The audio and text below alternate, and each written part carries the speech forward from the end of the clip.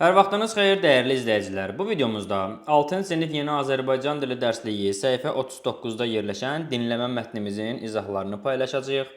Bu dinləmə mətnimiz Qrifinin etirafları mətnidir. İzaha keçmədən öncə kanala abunə olun. Abunə olduqsa videolarımızı bəyənin, paylaşın ki, hər kəs bu izahlardan faydalana bilsin. Keçək əvvəla mətnimizi dinləyək. Qeyd edim ki, videonun rəyində bu mətnin yazılı formasını da paylaşacağam. Mətni əvvəlcə dinləyək, daha sonra baxaq sualların izahına.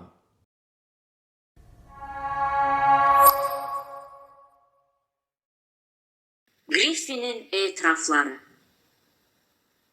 Görünməz adam yaşadığı uğursuzluqları xatırlayaraq sözünə davam etdi. Evim yanıb kül oldu. Onda nə sığınacaq bir yerim, nə də paltarım vardı. Mən heç bir şey yemirdim.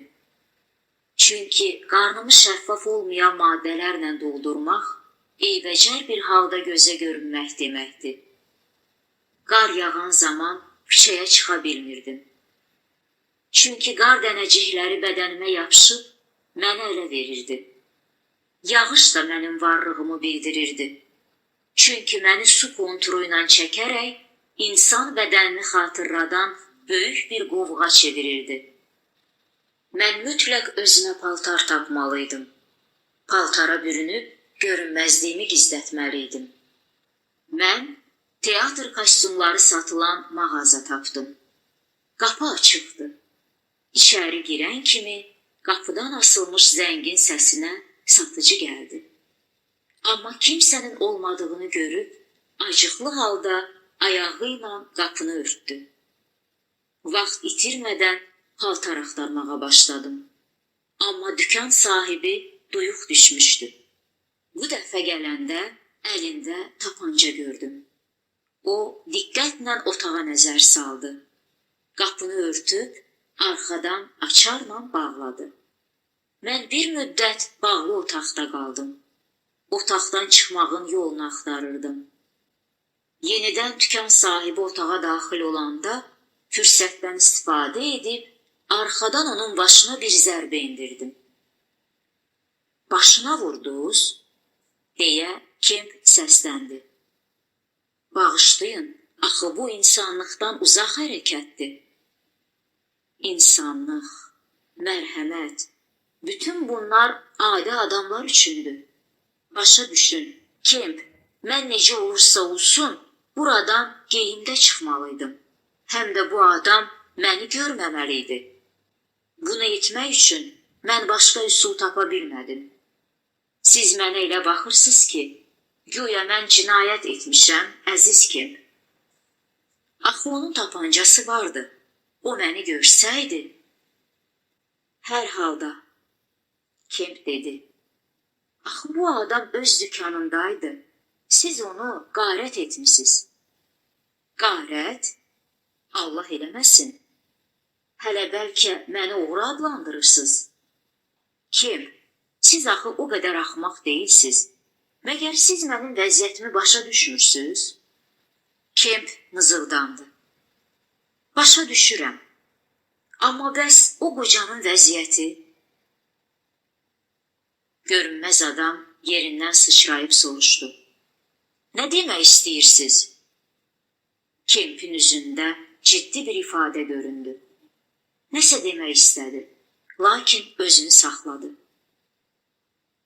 Bir yana baxanda başa düşürəm ki, başqa çarəmiz yoxdur. Ancaq yenə də nəhayət mən geyim və pul götürüb otaqları bir-bir diqqətlə gözdən keçirməyə başladım. Görünür, qoca bu evdə tək yaşayırmış. Əvvəlcə mənə lazım ola biləcək şeylərin hamısını kostyumlar olan otağa yığdım. Nəhayət, seçdiyim paltarları geydim. İnsan sifətindən o qədər də fərqlənməyən bir maska, tünd gözlük və parik seçdim. Ağ yun şərflə büründüm. Kassadakı pulları götürüb küçəyə çıxdım. Görünüşüm heç kəsin diqqətini cəlb etmirdi. Beləliklə mən əsas maniyəmi dəf etdim. Mətnimizi dinlədik. Deyək ki, dinləyin, sonra suallara cavab verin. 1. Görünməz adam hansı hallarda görünürdü? Səbəbini izah edin. 2. Görünməz adam teatr kostyumları satılan dükana nə üçün getmişdi?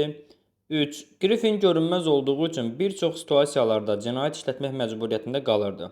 O, Kemplə söhbətində etdiyi əməllərə görə özünə haqq qazandırır. Onun fikirlərinə münasibətinizi bildirin. Biz bu formada cavablandırırıq. Birinci sualın cavabı. Görünməz adam hansı hallarda görünürdü? Yemək yeyəndə qarnında eybəcər görünüş verirdi. Qar yağanda dənəciklər bədəninə yapışıb onu ələ verirdi.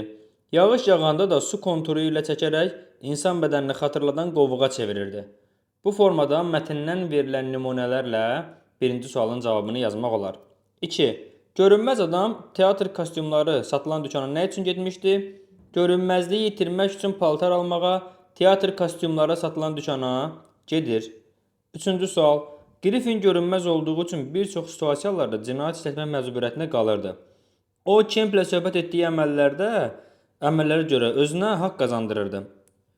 Biz üçüncü tapşırığa yazırıq. Görünməz adam teatr kostyumları satan qocanın başına vurur. Əlbəttə ki, bu doğru hərəkət deyil. Çünki qoca öz dükanında heç nədən xəbərsiz işləyərkən qarət olunmuş və döyülmüşdü. Görünməz adam özünə haqq qazandırsa belə etdiyi yanlış addım idi. Bu formada öz fikrimizi, öz münasibətimizi qeyd edə bilərik. Keçirik növbəti tapşırığa. Təyin mövzumuzdur.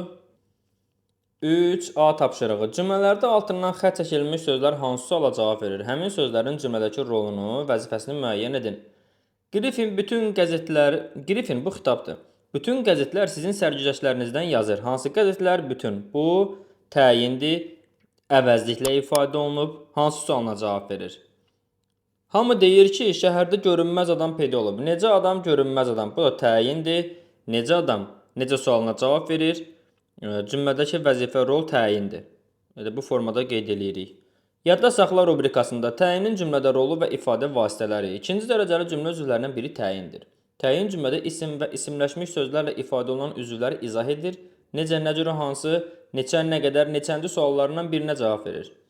Yəni həm sayın, həm də sifətin sualları təyin olur. Cümlədə təyin müxtəlif nitq hissələri və söz birləşmələri ilə ifadə olunur. Sifətlə axşamki hansı? Doğrudur. Zərflə yuxarı təşkilatlara müraciət hansı? Doğrudur. Sayla bulaqdan xeyli su götürdük. Doğrudur. Fe'li sifətlə oxuduğum kitab maraqlı idi. Hansı kitab? İsimlə anama qızıl saat hədiyyə etdik. Necə saat? Qızıl özü isimdir. Əvəzliklə belə iş diqqət tələb edir. Necə iş? Bəli, təyindir, əvəzli ifadə olunub. Söz birləşməsi ilə Olimpiyadanın qalibi Sənubər mənim rəfiqəmdir. Kim Sənubər? Hansı Sənubər? Olimpiyadanın qalibi. Doğrudur bu da. B bəndi tapşırığı. Cümlələrdə təyini seçin. İfadə vasitələrini müəyyən edin. Bu tədbirdə tanınmış yazıçılar iştirak edəcəklər. İştirak edəcəklər kim? Yazıçılar. Necə yazıçılar? Tanınmış. Tanınmış bura təyindir. İfadə vasitəsi fe'li sifətlə ifadə olunub. Birə yazırıq. Fe'li sifət. Uşaqlar ac sərçələrə yem verirdilər. Ac sərçələrə. Hansı sərçələrə? Ac. Burada sifətlə ifadə olunub. Tədbirdə milli rəqslər təqdim olunacaq. Necə rəqslər? Milli rəqslər. Bu da sifətlə ifadə olunub. Beşikdə yatan körpə mənim bacımdır. Kim körpə? Hansı körpə? Beşikdə yatan. Bu fe'li sifət tərkibidir. Yəni fe'li birləşmədir. Və ya buna söz birləşməsi də demək olar. Qardaşıma dəri gödəkçəsi aldım. Necə gödəkçə? Dəri. Dəri özü isimdir. Necə sualına cavab verir? Təyin olur. Birdən səmanı qara buludlar örtdü. Necə buludlar? Qara. Burada qara sifətdir. Sifətlə ifadə olunmuş təyin var. Bu formada hər birini qeyd edirik. C bəndi. Hansı cümlədə təyin söz birləşməsi ilə ifadə olunmuşdur? Kür çayı daşanda çətin vəziyyətə düşürük. Necə vəziyyətə? Çətin vəziyyətə. Burada təyin sözlə ifadə olunub. A uyğun deyil. Kəndimiz uca dağların əhatəsində yerləşir. Burada təyin yoxdur. Yerləşir kəndimiz. Harada? Uca dağların əhatəsində. Daha doğrusu dağların əhatəsində yer zərflidir. Hansı dağların uca? Bu təyin sözlə ifadə olunub. Türkiyədə müalicə olunan dostum Bakıya qayıtdı. Kim dostum? Hansı dostum? Türkiyədə müalicə olunan. Burada təyin fe'li sifət tərkibi ilə ifadə olunub, yəni söz birləşməsidir. C bəndi uyğun gəlir. Arxeoloqlar qədim insan məskənləri tapıblar. İnsan məskənlərini tapıblar. Nəyi tamamlıqdır? Tapıblar xəbərdir. Kim arxeoloqlar mübtədadır. Hansı insan məskənləri qədim? Burada sözlə ifadə olunmuş təyin var. Ona görə D uyğun deyil. Düzgün cavabımız olacaq burada C. Cümlələrə təyinləri müəyyən edin. Onlara aid xüsusiyyətləri cədvəlin müvafiq sütununda yazın. Təyin, sualı, izah etdiyi cümlə üzvü ifadə vasitəsi. Deməli, çalışqan və qabaqcıl şagirdlərə mükafat verildi. Kimə şagirdlərə, hansı şagirdlərə qabaqcıl, hansı şagirdlərə çalışqan? 2 dənə təyin var burada. Deməli, hansı şagirdlərə yazırıq bura çalışqan. Bura yazılıq qabaqcıl. Qabaqcıl. Sualı hansı hər ikisində? İzah etdiyi cümlə üzvü şagirdlərə tamamlıqdır hər ikisində. Tamamlıq. İfadə vasitəsi çalışqan necə sifətdir, qabaqcıl necə sifətdir? Hər ikisi sifətlə ifadə olunub. Bişirdiyin tortu bütün uşaqlar çox bəyəndilər. Hansı tortu bişirdiyin? Təyindir burada. Təyin bişirdiyin sözüdür. Bişirdiyin. Sualı hansı? İzah etdiyi cümlə üzvü. Bişirdiyin tortu uşaqlar bəyəndilər. Nəyi? Tortu. Bu da tamamlığı izah eləyir. Tamamlıq. İfadə vasitəsi bişirdiyin feili sifət. Feili sifət. Bugünkü qəzetlər stolun üstündədir. Hansı qəzetlər? Bugünkü. Ç şəkilçisi burada sifətin özünü yaradır. Bugünkü təyini var burada. Hansı sualına cavab verir? Qəzetlər. Nə qəzetlər? Mübtədanı izah eləyir. Mübtəda. İfadə vasitəsi K ilə düzəlmiş sifətdir. Biz həmişə əsgərlərimizdən xoş xəbərlər gözləyirik. Necə xəbərlər? Xoş xəbərlər. Xoş burada təyindir. Necə xəbərlər? Hansı xəbərlər? Necə sualına cavab verir? Xəbərlər gözləyirik. Nə gözləyirik? Xoş xəbərləri tamamlığı izah eləyir. Çünki xəbərlər tamamlıqdır. Gözləyirik kim? Biz. Mübtəda orada bizdir. Cümlənin əvvəlində. Deməli, ifadə vasitəsi xoş sifətdir. Daha sonra, ustalar birinci avtomobili dünən təmir elədilər. Hansı avtomobili? Birinci avtomobili. Birinci bu sıra sayıdır. Yazaq burada birinci. Yer yoxdur, yuxarıdan yazıram. Üstündən buradan yazıram. Birinci təyinidir. Sualı. Birinci avtomobili. Hansı avtomobili? Hansı? Və ya buna neçənci də demək olar. Neçənci. Hər ikisini demək olar. İzah etdiyi cümlə üzvü. Birinci avtomobili təmir edilər. Nəyi avtomobili? Bura tamamlığı izah eləyib. Tamamlıq. İfadə vasitəsi say. Bu formada biz öz cavab variantlarımızda qeyd edirik.